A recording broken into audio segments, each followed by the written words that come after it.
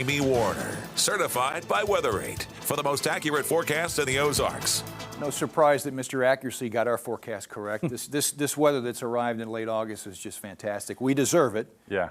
Different story what's going on with the folks in Florida bracing for yet another hurricane just less than a year after Ian killed 150 people. Yeah, and you know, this storm doesn't look like it's going to be on par with Ian of last year, but it's not going to be too far off. It is expected to be major once it makes its way to the Big Bend area of Florida here on Wednesday of this week. And of course, the pattern that's generating the path for Idalia is also generating the nice weather that we have locally. We've got two different tropical systems, though, that bear watching. One is Franklin, obviously a very well-formed hurricane. You can see the eye of that thing right there in the middle.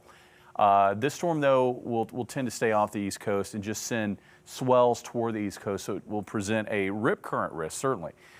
This is the storm to watch, though. It's still in its organizational phase, but it is expected to become a major hurricane before it makes landfall in Florida on Wednesday. Right now, winds are sitting at 70 miles per hour, so it's a tropical storm moving north slowly at 8 miles per hour. Here's the forecast track.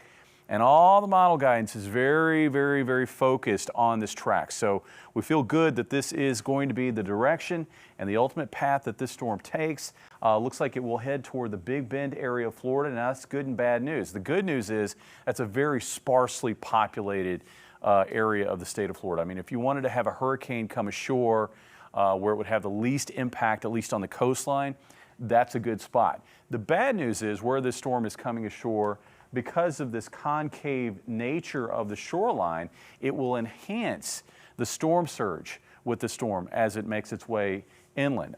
It is expected to be a major hurricane with winds of over 120 miles per hour when it does move ashore, moving past west of Jacksonville. This is 1 o'clock Wednesday afternoon as a 90-mile-per-hour hurricane, and then weakening as it moves into the Carolinas as we work into Thursday. Locally for us, again, it's a huge pattern shift.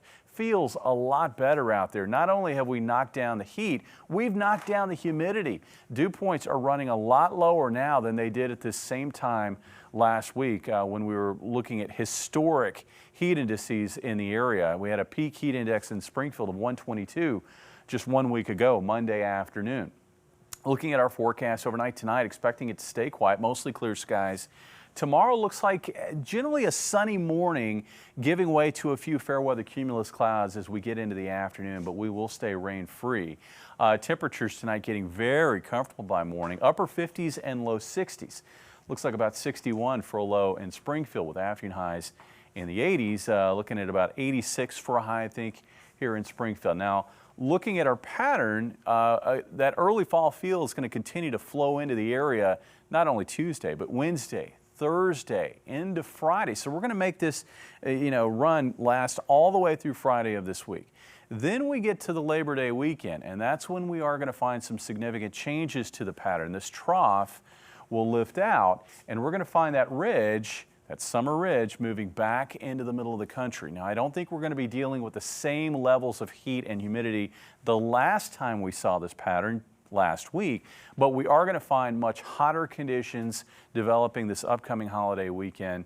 And that's maybe not bad news for folks that want to enjoy the Labor Day weekend.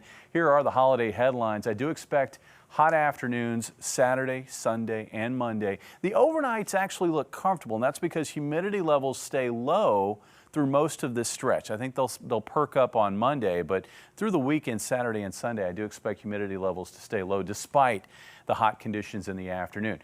Sunburn weather, especially Saturday and Sunday, but into Labor Day, I do expect more clouds on Labor Day, and that will also come with a chance for maybe a few spotty showers and thunderstorms. So looking at our 7-day forecast, just wonderful weather. 84 for high on Wednesday, 83 on Thursday after morning lows in the 50s. I think we dip down to 59 Friday morning, high of 86, and then the heat starts to crank up. 90 for a high Saturday, 93 on Sunday, and that should be a humid 93 on Labor Day with a chance for a few spotty showers and storms. Steve? All right, Jamie, we have a reminder.